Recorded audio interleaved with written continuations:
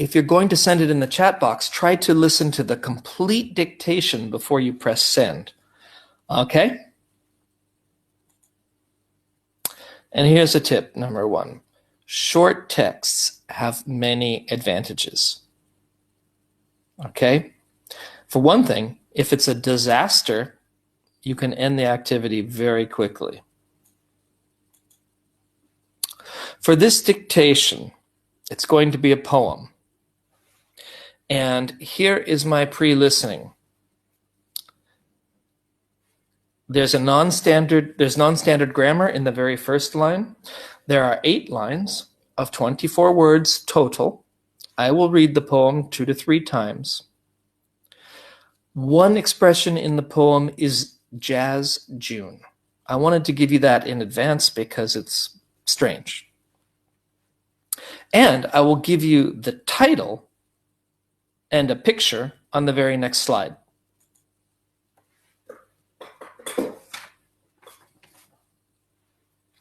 The title is We Real Cool. The Pool Players, 7 at the Golden Shovel. What do you think the Golden Shovel is? Any ideas? Looking at your chat box here. A club. Michał, yeah. Yeah, it's probably the name of a club where people play pool, right? Pool players. All right, let me find my text here.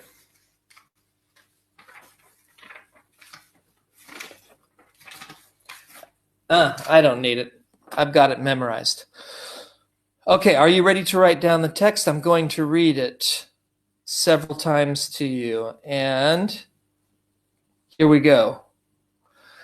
We real cool. We left school. We lurk late. We strike straight. We sing sin. We thin gin. We jazz June. We die soon. Second time through. We real cool. We left school. We lurk late. We strike straight. We sing sin. We thin gin. We jazz June. We die soon.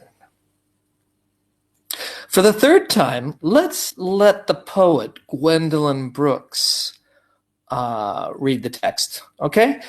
Her rhythm's different than mine, but the heck, she wrote it. She can do what she wants, right? We real cool. The pool players, 7 at the Golden Shovel. We real cool, we left school, we lurk late, we strike straight, we sing sin, we thin gin, we jazz June, we die soon. Pretty cool, huh? The poet reading her own work from the 1950s. Now, we gave you 3 times. All right, Michał's putting it in. We real cool, we left school, we lurk late, we strike straight, we sing sin, we thin gin. That's perfect. Yeah. Wow. You guys are amazing. Good work. You could also just look up the poem on the internet. But that is fantastic. At this point, let me try to share my screen and let's hear from Gwendolyn Brooks about why she wrote this very short poem.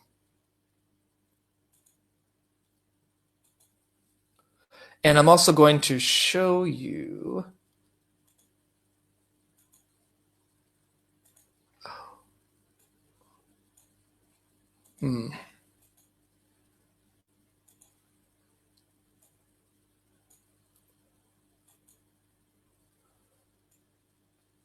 Marcin, I'm wondering if you have your screen share on so that I cannot do mine.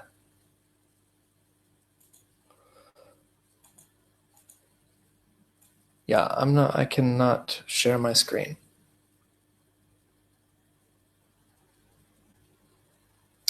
So that means we are not going to hear Not going to see Gwendolyn Brooks's poem, but we're going to hear her talk about why she wrote that poem, We Real Cool, and we're listening now. I wrote it because I was passing by a pool hall in my community one afternoon during school time, and I saw therein a little bunch of boys, I say here in this poem, 7, and they were shooting pool. But instead of asking myself, why aren't they in school? I asked myself, I wonder how they feel about themselves. And just perhaps they might have considered themselves contemptuous of the establishment, or at least they wanted to feel that they were contemptuous of the establishment, might want to thumb their noses at the establishment. And I represented the establishment with the month of June, which is a nice, gentle, non-controversial, enjoyable, pleasant, fragrant month that Okay, there's Gwendolyn Brooks on the genesis of that poem. You see in the photo here a bunch of men. How is her poem different? What kind of boys did she see?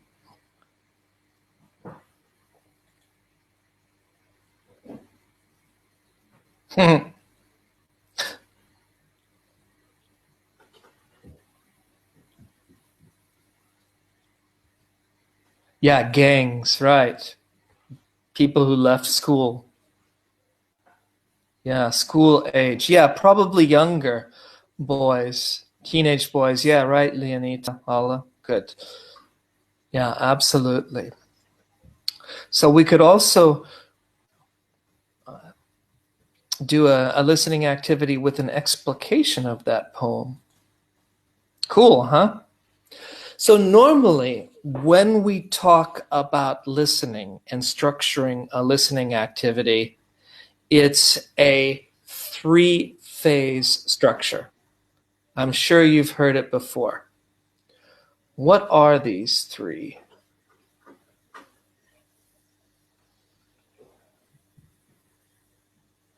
Before, while, after. Yeah.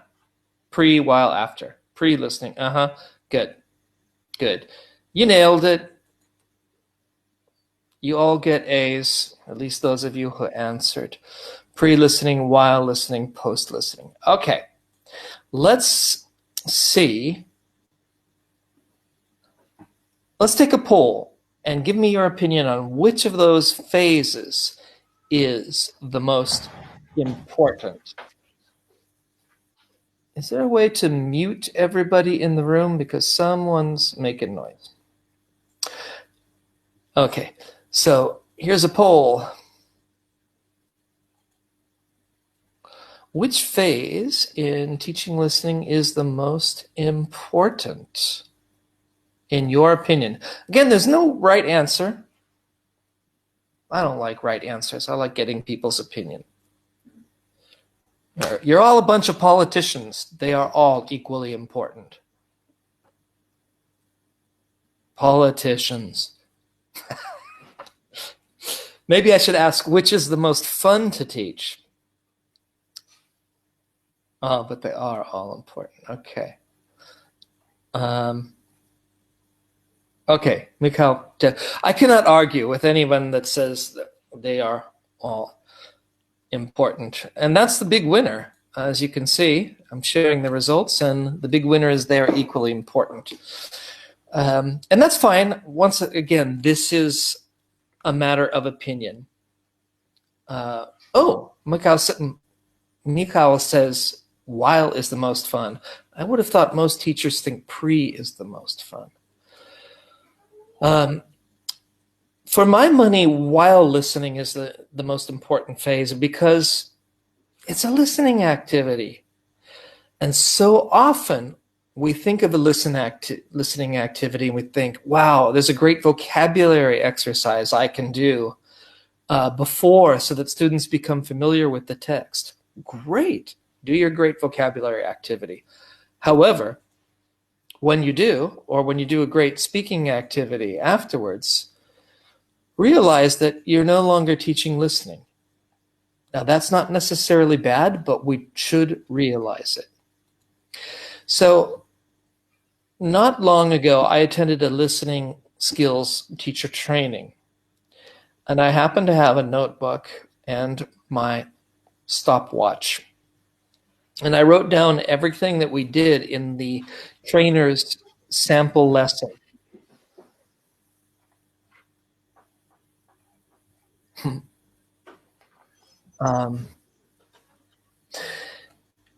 And you can see it in this little slide. This is again from the article, Practical Tips for Teaching Listening in Forum Magazine. And you can see probably that the funnest part of this was pre-listening, where the teacher brought out a bag and inside she had several stuffed animals, and we, playing the role of students, were allowed to form questions to guess what those animals were. That was clearly the funnest part of the activity. I'm not sure how long that took, but let's find out exactly because I had my stopwatch. So that was 3, guess the toy.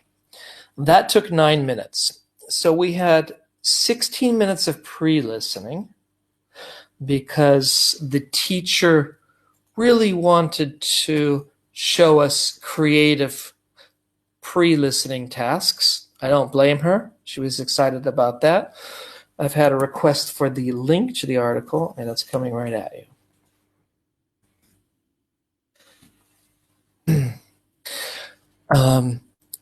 And then we did the while listening task, which was 1 minute and 5 seconds. We only listened to it one time, and then we took a little true-false test on that while we were listening. And then we did post-listening, which was about 7 minutes. So for you out there who are doing the totals, we have 23 minutes of non-listening in support of 1 minute of listening. Now, all the activities might be great, but if you're going to call your activity listening, you want more than 1 minute out of 23 to be a listening activity, right? So that's something I really urge teachers to be aware of. Beware while listening avoidance. The other activities seem to be so fun that we often don't give students a lot of listening practice, where the goal of the listening is simply to get the practice to understand. Now here, I'm going to give you a very short listening audio. I'm a big fan of short listening audios. And here's my pre-listening. This is a pangolin. That picture. Pretty cool, huh? That's my pre-listening. Now we're going to listen to the pangolin song. You only have to get 2 words. It's really short and hopefully easy. Let's listen to the pangolin. Are you ready? The pangolin. He's so funky, he's so funky. Who's so funky? Who's so funky? The pangolin. He's so funky, he's so funky. Who's so funky? Who's so funky? The pangolin. The pangolin. He's so funky, he's so funky. Who's so funky? Who's so funky? The pangolin. Okay, you really only had to get 1 word, and everybody did it. And Agnieszka said, ha ha. Funky, right? Which means unusual, strange. And he is funky. Look at that. That's really funky. So cool. You heard that 3 times. He's so funky. He's so funky. Who's so funky? And because it was so short, it doesn't seem boring. But we are really trying to orient this toward learner success by giving them a lot of chances.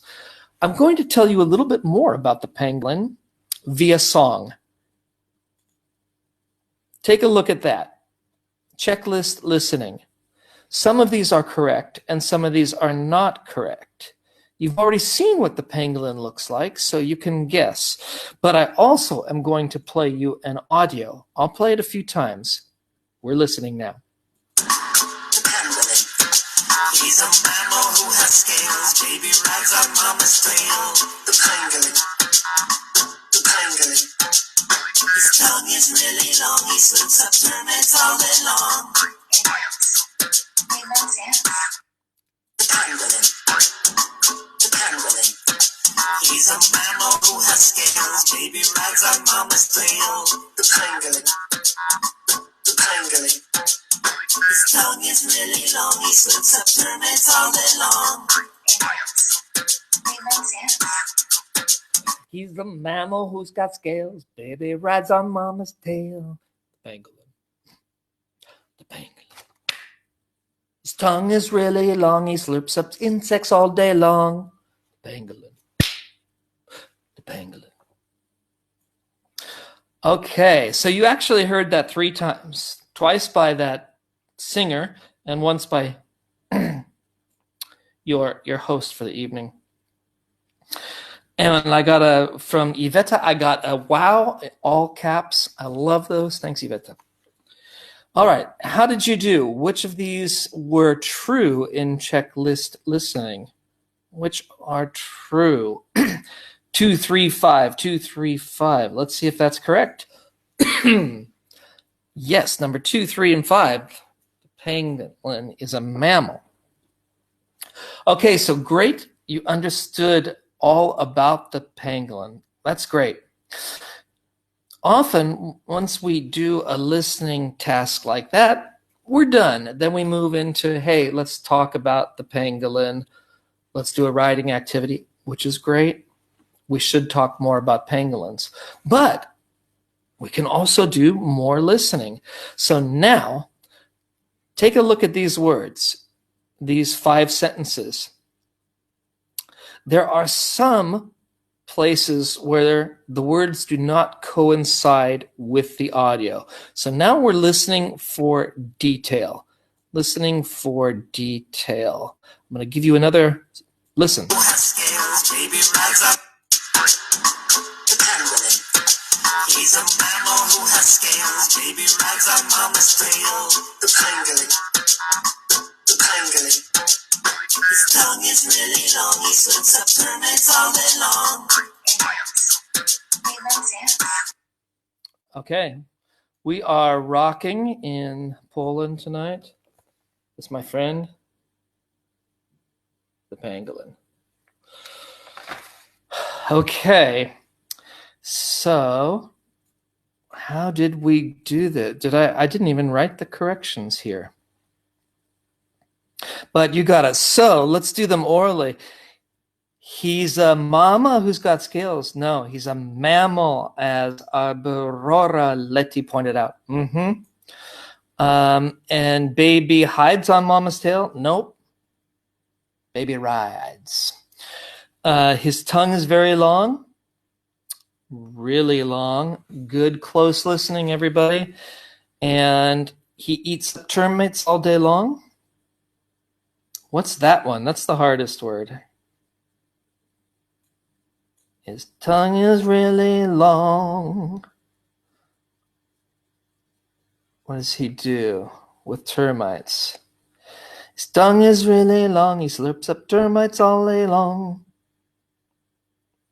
And ants. How does he feel about ants? Okay. Oh, Ballerina's very close. For termites, it's slurps. To slurp. Okay, and ants, what does he do? He loves ants. All right, great.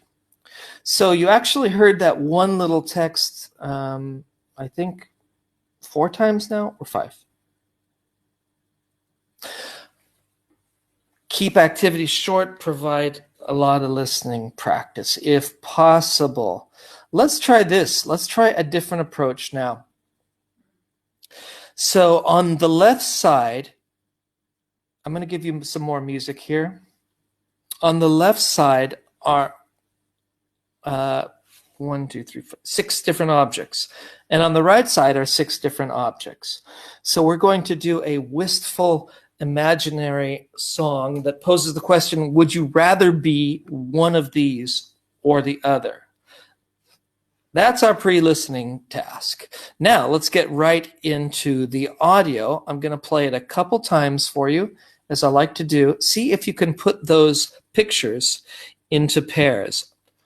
And away we go. Would you rather be a smile or a laugh? Would you rather be a zebra or a giraffe? Would you rather be the wind or the rain, a helicopter or a plane? Would you rather be orange juice or champagne? Would you rather be a smile or a laugh? Would you rather be a zebra or a giraffe? Would you rather be the wind or the rain, a helicopter or a plane? Would you rather be orange juice or champagne? So with you, I can get away with playing an audio like that a couple times. With a group of learners who don't have a really solid grasp of English, I might have to play that 7, 8, 9 times.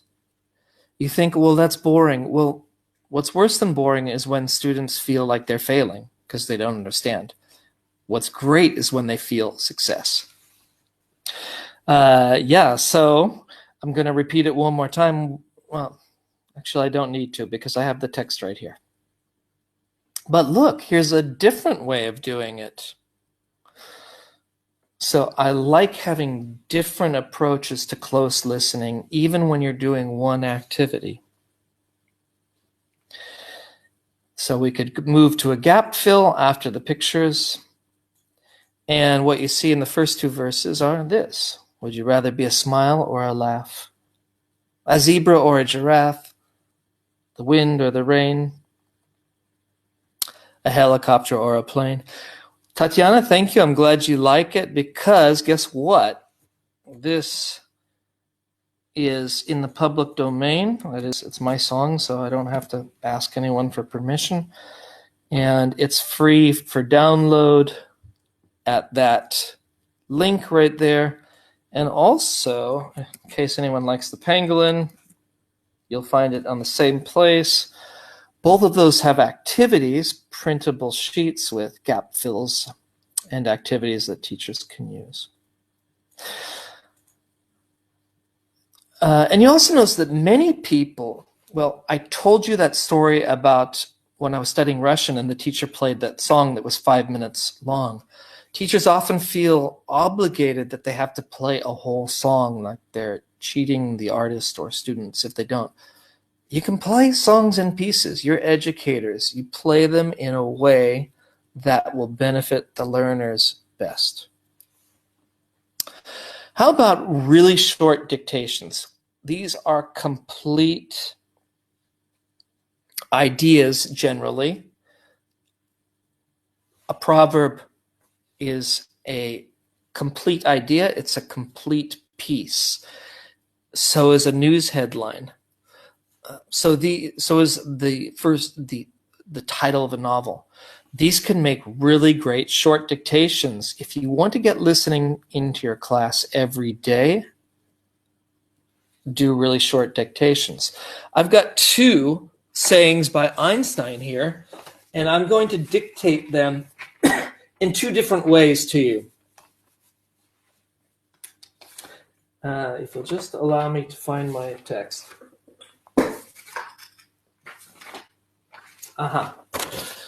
So here is the way teachers always dictated to me, even in English, when I was in grade school. First, I'll read the first quote by Einstein is this. Time is what prevents everything from happening at once. Now, my teachers in dictating would then read it like this. Time time, and they're walking around the classroom, is what? Is what? Time is what? Prevents. Prevents. Time is what prevents. Now, this piecemeal approach to language doesn't sound very authentic to me. Michal got it. Time is what prevents everything from happening at once. Cool, huh? I prefer a loop dictation, which makes the language more natural. This is a more difficult quote from Einstein, but I'm going to give a loop dictation here. See if you can get this one, okay? There are more words. There are 12 words. Here's a loop dictation. Insanity. Doing the same thing over and over and expecting different results. Insanity. Doing the same thing over and over and expecting different results. Insanity. Doing the same thing over and over and expecting different results. Insanity. Doing the same thing over and over and expecting different results. Insanity, doing the same thing over and over and expecting different results. Insanity, doing the same thing over and over and expecting different results. Insanity, doing the same thing over and over and expecting different results. Insanity, doing the same thing over and over and expecting different results. Okay, which version did you like better? I think the first version is more of a writing and spelling practice. The loop provides authentic language. It's at natural speed. It just keeps going and going. And if you're in a physical classroom, you can walk around and see which students understand and which students need extra help. If you're in a virtual classroom like we are, you can ask students to send these dictations to you after the lesson so you can check on them, assess them, or just have them send in the chat box as we're doing. Because even if the students didn't get it exactly right, now they're measuring what they have with what other students are putting into the chat box. So in a way, self-assessing on their listening. Pretty cool, huh? Okay, we've only got about 8 minutes left, but I want to do something pretty fun, a picture dictation. We've dealt a lot with scripted texts that are texts, that means texts that are already recorded or planned, written. I'm going to do an unscripted text, which means I'm just going to make it up. And I would like you to respond by drawing. So you'll need a piece of paper for this.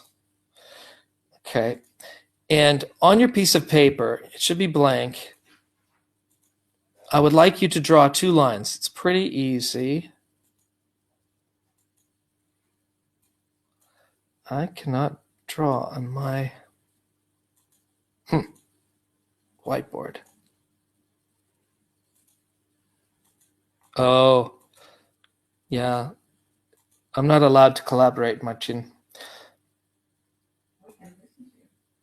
Okay, so that's unfortunate, but that's okay because I always have a backup plan in technology. So let's get rid of the whiteboard and go back to the presentation. What I was going to do is draw something on that whiteboard. It's basically 2 lines. You see the 2 lines? And this is what you should write on your piece of paper, those 2 lines, and then there's 3 segments, 3 areas.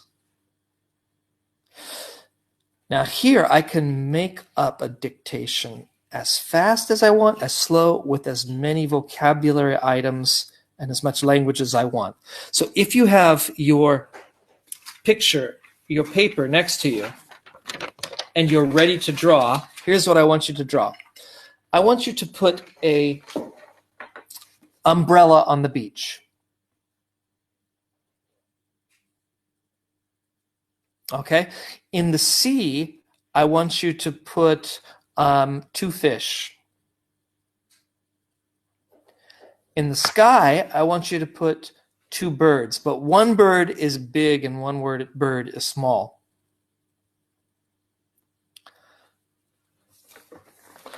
Put a sun in the upper left-hand corner of your picture, and then write the word sun on it.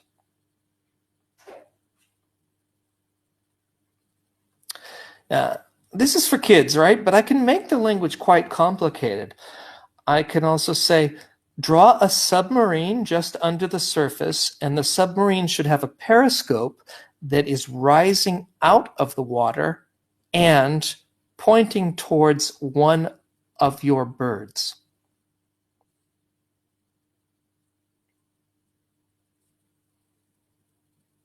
So I can't see your pictures right now, but I could ask you to send them to me. At the end of such an activity, and see who exactly placed everything in the right place. Maybe I've got an example here. I've got an example right here. So you'll see, there's our beach and the umbrella, right? We have 2 lovely fish. They look pretty happy. There's our submarine, and look at the periscope. Is it pointing at a bird? It is. It's pointing directly straight up. Well, this is really cool. Where's that sun in the upper left with the word sun on it? So this student, Ala, followed directions perfectly and also came with a really cool picture. It looks like it's for kids, but you can see that the teacher directs the language. It can be very high level or not. Here's one that I did with a 13-year-old girl in Jordan, and she had very low level of English, so for her this was a real challenge. We can make this complicated by doing a map drawing, for example, of Paris, a map of a park, a map of your city. Simply put north, south, east, and west, and direct students to write what you say. Specific task, they're doing it while listening. You'll love this, and they will too. We're just about to wrap up here.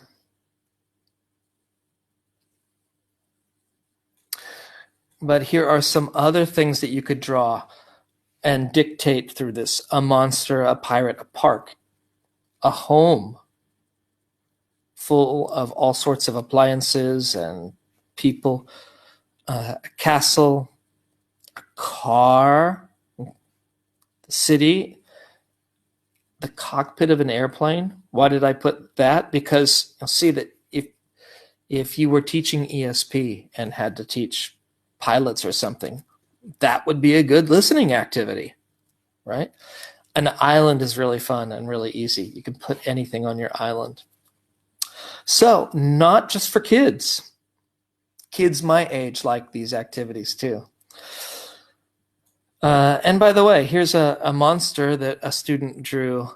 Now, all that was dictated. She had to make all those things very precisely, like the polka dotted green skirt and the sleeveless t-shirt and the forearms, etc. I'm going to leave you with one great resource. You saw my website where I have some songs. That's not the great resource. It's just a place where I put songs. But the really useful resource is Voice of America. There are a mass of audios here. They're done at different speeds. Some are spoken very slowly, like this. Some are for advanced learners. Some have gap fills while people are talking in subtitles. And because it's a US government site, everything's free, copyright free. Don't worry about it. Use it. And so definitely explore Voice of America. What have we learned today? Can you put something in the chat box? And I hope it's not the word nothing.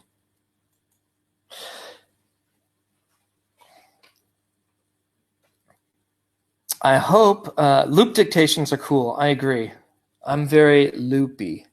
I love looping. Oh yeah, Machin has a great request here. You could upload your drawings to Padlet. That would be great because then you could actually look at them in real time or shortly after the lesson. Pangolins are cute. Yeah, listening should be short. You can do longer listenings, but there's so many advantages to short ones. You can do a variety of activities. It doesn't take up a lot of class time. If something goes wrong, it's not a problem. Drawing dictations are cool. Thanks, Brasida. All right. And guess what? We did listening activities online, dedicated listening activities. And song activities are great too. So just want to thank you for coming to the webinar. If you got a lot of money, you could buy me a little car, 'cause I'm walking to work. I'm walking to work every day. Thank you very much, everybody. It was awesome spending this evening with you as we're all stuck in our homes. Please visit us on Relo Belgrade Facebook, where you will see Ivana Bankovic, my partner in the Relo team, and Marcin and Lucina. Thank you so much for inviting me to give this webinar with IATEFL Poland today. It was really fun, and thank you, participants. You guys were really great. See you in webinar land again. Thank you very much, Kevin. That was absolutely fantastic. And it was so amusing. At the same time, it was so active, and it showed that this was interactive, but not in this new modern way of technology, but it was interactive like in a human-to-human way. So I really kind of liked it very, very much. Thanks a lot for for agreeing to have the webinar for IATEFL Poland. From my side, I want to tell that I owe a lot to a regional English language office. And I absolutely recommend you looking at the website and AmericanEnglishState.gov and Relo Belgrade Facebook. We want to thank you for coming at this late hour to our IATEFL Poland webinar. And please stay tuned. We'll try to bring you the best possible offer for continuous professional development. Soon we are going to announce what's going to happen with our IATEFL Poland conference as the coronavirus scare continues. We are thinking of some new solutions to our conference in Łódź. We'll keep you informed. Stay tuned and watch our Facebook and look at our new website, iatefl.org.pl.